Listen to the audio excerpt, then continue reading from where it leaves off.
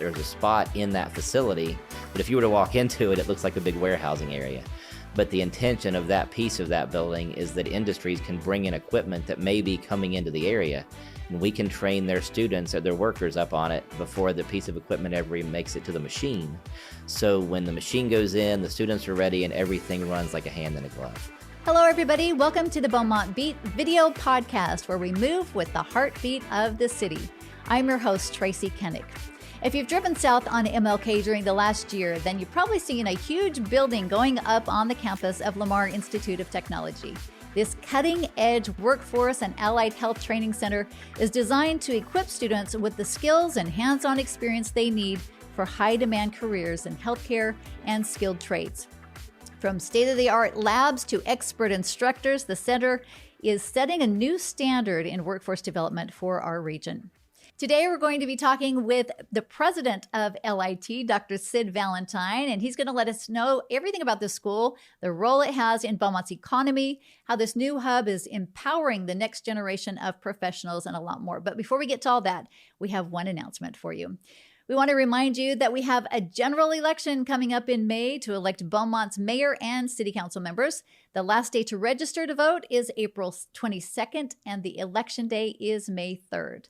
To get election information and to see who's on the ballot, visit beaumonttexas.gov/election. Now let's get into today's show. Dr. Valentine, first of all, thanks so much for being here with us. Thanks for having me. All right. I want people who are not familiar with LIT, tell us a little bit about the history and what the Institute's really for. Well, the history of LIT, they actually separated from Lamar in 1995, I believe it was. At the time, LIT was the technical component of the university. And now our main focus is to provide innovative teaching and learning for tomorrow's workforce. And we like to take that a step further and say very immersive. You know, all of our programs are very immersive in nature. A student should come to us, and by the time they leave, it should literally feel like changing jobs.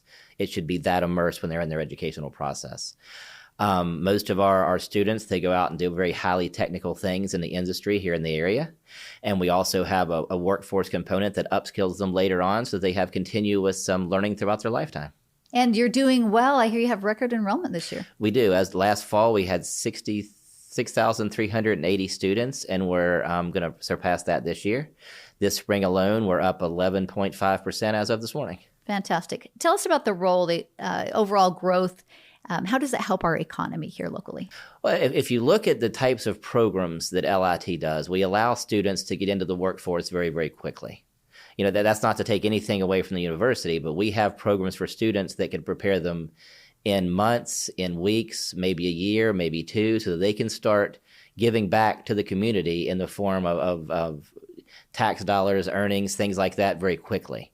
They go out, they provide better lives for their families, they set their families on track to better themselves going forward. So the community continues to grow and thrive just by stepping into that door on the first day and saying, I can do this thing when I didn't think I was college material in the first place. And that's a way to retain these students Absolutely. In our area, right, for the future. And I mean, speaking of retention, 80% of the people that go to LIT live and work within the state of Texas, and most of those within the Golden Triangle. So most students that come to LIT, it's not because they're less than students, it's because they want to be place-bound. Mm-hmm. They want to stay in this area, they want to grow in this area, and they want to keep their families and everything going in this area. Is it primarily for students who want to get into the workforce quickly? Like, this is something they're like, maybe I'm not a great college student, but I have some skills and I want to get to work. Primarily, yes. I mean, we do have a transfer component, and some of our programs, as we'll talk about later, do have transfer options to get into Lamar. Mm-hmm. But they also have the ability, upon completing with us, to go straight into the workforce and making very high wages when they do. I love it. Okay. Now talk about yourself a bit. You came to Southeast Texas in 2022, mm-hmm. and you've already become really involved in our mm-hmm. community with the chamber and elsewhere. Tell us a little bit mm-hmm. about that. Oh, I love it here. I mean, in Beaumont, to say that this area fit me like a hand in a glove would be an understatement. I love the people here. I love this area. Where'd you come from? I moved here from Florida, actually. Okay. So, but I really enjoy the people in Beaumont and everything there is going on here. And as far as me just fitting in here, all of my degrees happen to be in engineering.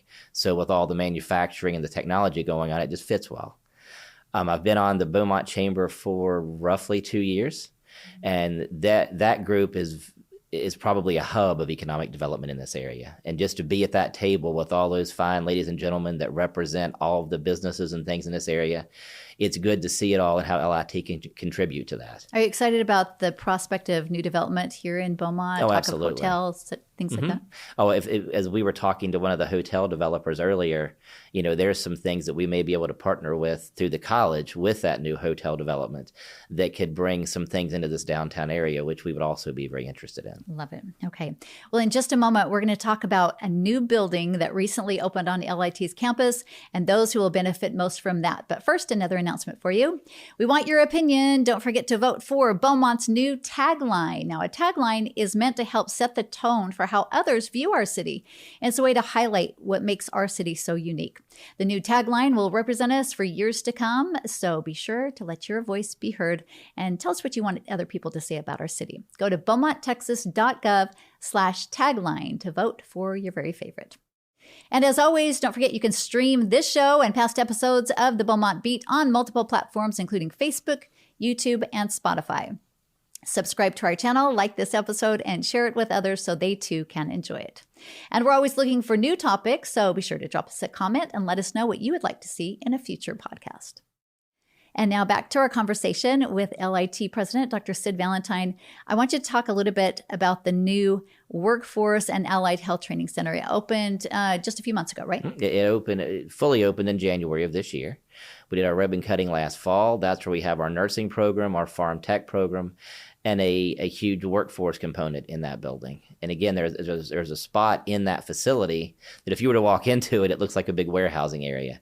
But the intention of that piece of that building is that industries can bring in equipment that may be coming into the area, and we can train their students or their workers up on it before the piece of equipment ever makes it to the machine. So when the machine goes in, the students are ready, and everything runs like a hand in a glove. So it's meant to be a very open, change on a dime kind of space to do anything and everything workforce-wise. Now, I know one of your big programs, my daughter's a nursing student, is your nursing program. This is one of the only schools where you can go in 2 years, become an RN. Absolutely. And I mean, with a 2-year RN degree, that is the base nurse at most of these facilities. And then if our students choose to later, they can literally walk across the Vaca, go into the bridge program with Lamar University, and continue on to be a BSN. But they can come out within 2 years, take their RN's license, and go directly to work in any of the hospitals in the area. That's fantastic, right? Let's talk about the workforce. When you talk about workforce, what's included there? Well, I mean, when we look at workforce, it's anything and everything.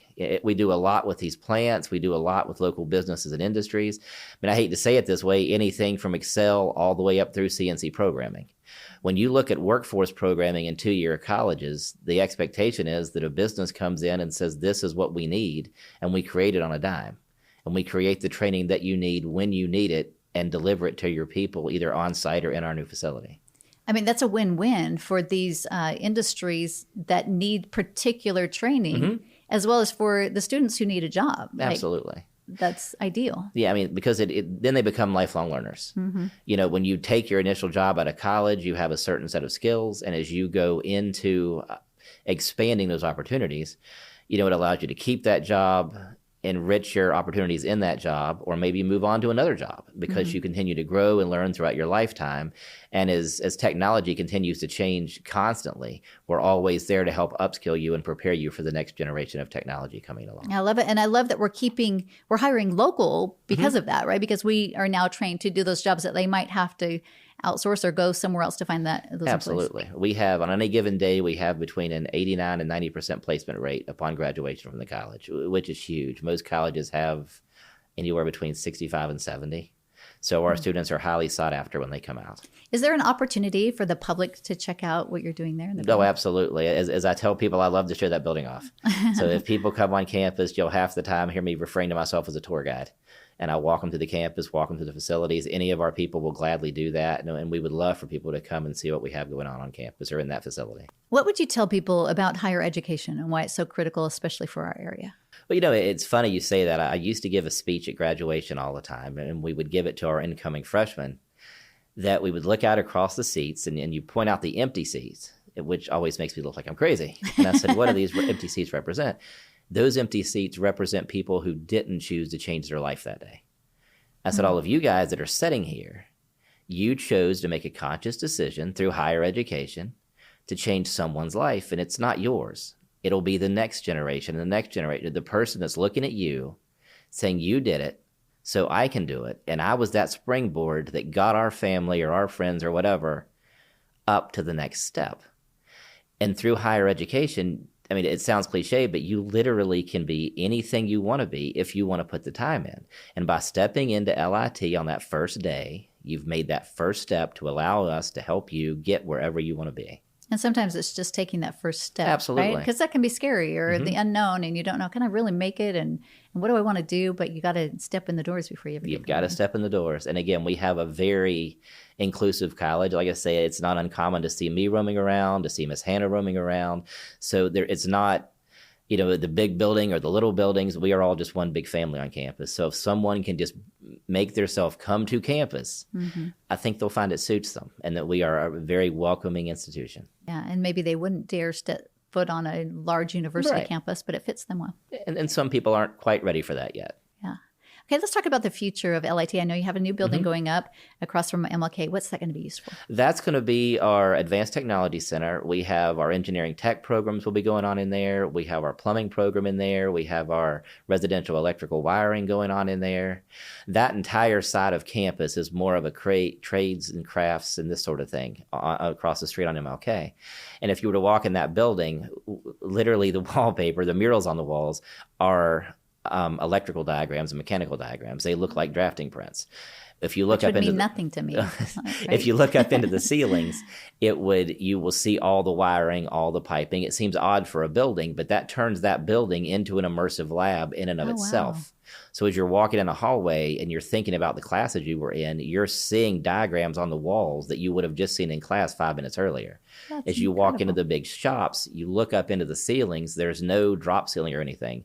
So you see how professionals did it when they created the building. So you know what your expectation is. You can't just halfway do this. This is what the expectation is from a customer, us being the customer at that time. Again, remember when we started this conversation, I said we're very immersive with everything. When you walk into those spaces, you're in a living lab, and that's what that new building is intended to be. Fantastic. I'm excited to see it. Anything else you want to tell us that I haven't asked you today? Basically, like I said, we're always looking for new students. We have an 8-week semester coming up that we're now registering for. We have summer classes that we register for. And all you have to do is make that first step to come onto campus.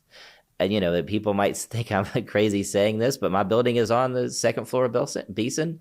Come up and we will help you in which way we can.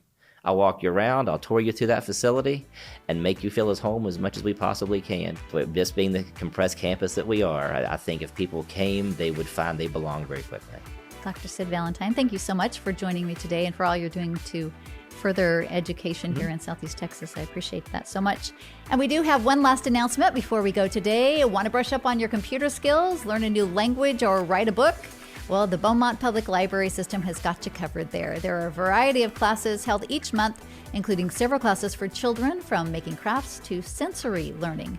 You want to check out everything they have to offer at Beaumont Public Library's Facebook page. And we hope you'll join us for the next episode of the Beaumont Beat. We'll be talking with local wildlife photographer and Convention and Visitors Bureau employee Ken Guidry. Birding season is about to pick up, so he'll fill us in on that and give us a few tips on photography as well. But for now, I'm Tracy Koenig. Thanks so much for tuning in to the Beaumont Beat, where we move with the heartbeat of the city, and we'll see you next time.